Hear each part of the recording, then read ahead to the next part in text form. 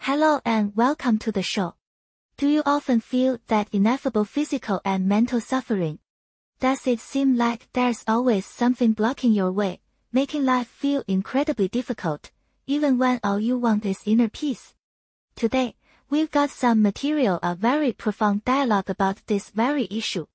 It's a record of a practitioner, let's call him the disciple, asking his master why he always seems to be trapped in suffering, feeling particularly confused, and facing numerous obstacles. Our task today is to help you sift through this dialogue and see if we can find some core insights, some clues to navigating out of your inner labyrinth. Alright, let's begin.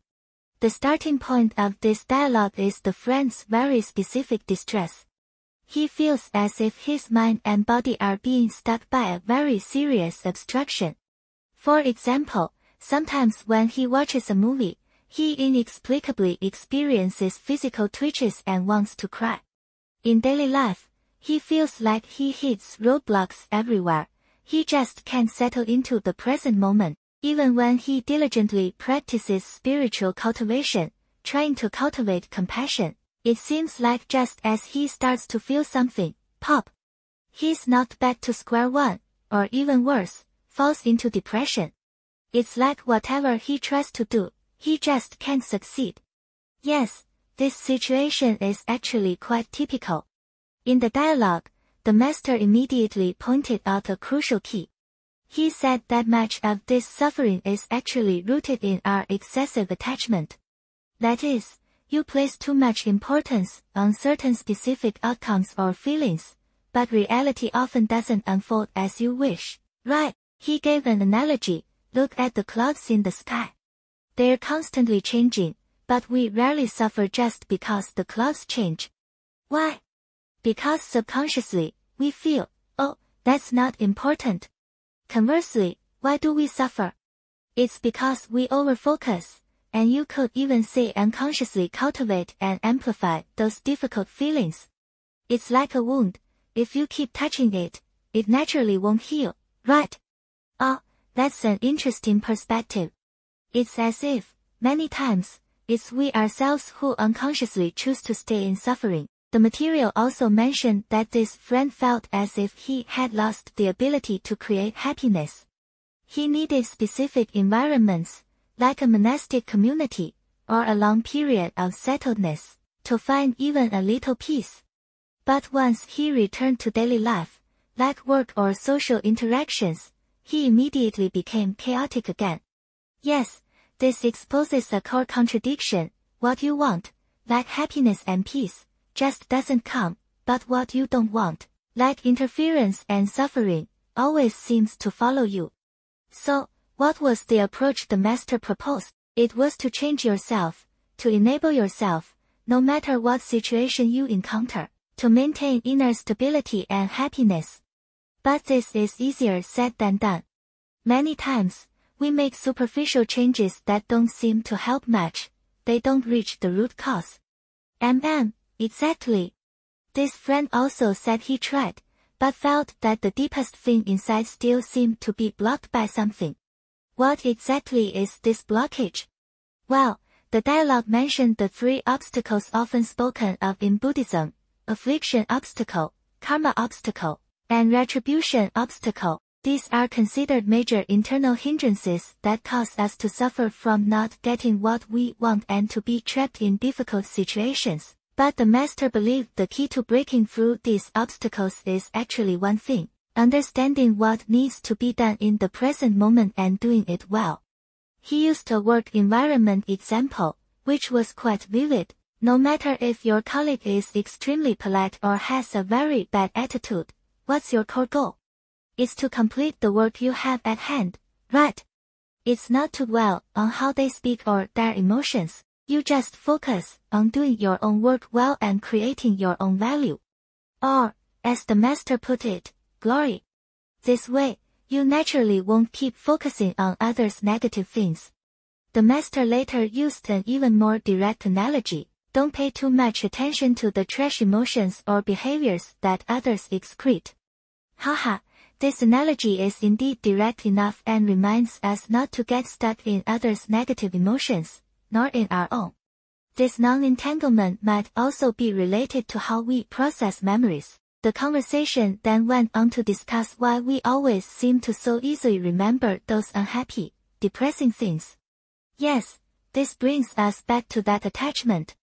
It's precisely because we value those things we can't obtain, and we're attached to those unpleasant experiences, that they take such deep root in our memory. Conversely, ordinary, naturally occurring things, like clouds in the sky, we don't pay much attention to, so we forget them. Going deeper, this is actually related to our fundamental misunderstanding of self. Perhaps the biggest labyrinth is our deeply ingrained belief that this body is me. But think about it, isn't the body itself constantly changing? The 20-year-old you and the current you are definitely different, right? So this so-called self is not a fixed and unchanging thing. One could even say there is no constant, solid you that exists. So what is everything we experience then? I remember the dialogue seemed to mention two systems operating. Yes, two systems were mentioned. One, we can understand as the karma and fruition system. This system, to a large extent, is expressed through our DNA. It's like a preset life program. It includes information like your appearance, what diseases you're prone to, your interests and hobbies. This is related to your past behaviors and habits, which Buddhism refers to as karma and propensities. It's like an automatically playing movie. Understanding this can help us loosen our attachment a little bit, that idea that this body is the real, solid me. The other system is what most of us are using most of the time. This system operates based on delusion or discriminating thoughts. Note, here, delusion, 妄想, doesn't mean baseless fantasy, but rather the various concepts we've developed and ingrained through constant conditioning from our environment, culture, and so on, since birth. Conditioning and concepts. That still sounds a bit abstract. Not abstract at all. The dialogue gave some especially vivid examples that make it immediately clear. For instance, in Peru, some people drink frog juice. In some parts of Yunnan, China, they use cow dung to cook soup. And in some parts of Eastern Europe, they eat cheese with maggots in it. Local people think, oh, this is good stuff, it's a delicacy. Why? Because they were conditioned this way since childhood. Their cultural environment was like that, so they developed these concepts. But when we hear it, we might feel a bit disgusted, right? Because we haven't experienced that kind of conditioning. We don't have those concepts. Language is actually the same principle. All our emotions, whether depression, frustration, or happiness and bliss, to a large extent, come from what? They come from these deeply ingrained concepts we've been conditioned with since childhood, and whether reality conforms to or conflicts with these concepts. Oh, I see. So when we encounter a person or an event that doesn't conform to our preconceived concept in our mind, for example, someone's way of speaking makes us really upset, or like what was just said, someone insists on offering you frog juice, we'll experience strong emotional fluctuations because of this nonconformity. Is that right? Exactly, that's completely correct. So, the key here is, we need to realize that every person, because of their own unique conditioning process, has formed their own set of deeply ingrained concepts and behavioral patterns, so no matter whether their manifestation is good or bad, makes you comfortable or uncomfortable, that's just the result of their conditioning. The master said it's like this, what we need to learn is to see this clearly. Once we see it clearly, we can gradually let go of the judgments of good and bad based on our own concepts.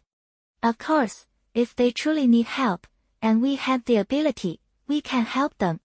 This itself is a form of spiritual practice. The dialogue also mentioned the Bodhisattva path, which means benefiting others, but the point is not to forcefully change or criticize others' already formed conditioning results, because those are very hard to change, and perhaps not even your concern. I understand. This sorting out makes things feel much clearer. This discussion certainly contained a lot of information. To briefly summarize, we've come to understand that much suffering and many obstacles seem to be related to several factors. One is our excessive attachment to certain outcomes. Another is our repeated dwelling on negative experiences. And then there's being trapped by various concepts formed through postnatal conditioning. Finally, it's mistaking this constantly changing body for an unchanging, eternal self. Yes, that's a good summary. So, the insights or possible paths forward offered by the dialogue. They are also in several areas. First, shift your focus away from things you can't change. Focus on doing what you can and should do in the present, and create your own value.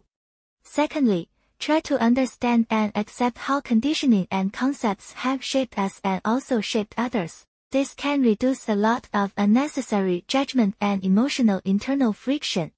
Lastly, and more profoundly, is to gradually recognize that the self we cling to so tightly may not be as real as we imagine. Realizing this to a certain extent might bring a deeper sense of freedom. So, finally, here's a question for all of you. Perhaps you can think about it. Right now, in your life, what are some concepts you may never have realized, but which have been formed by long-term conditioning? Are they perhaps quietly shaping your feelings, your experiences, and maybe even constituting that personal labyrinth that troubles you and is hard to escape?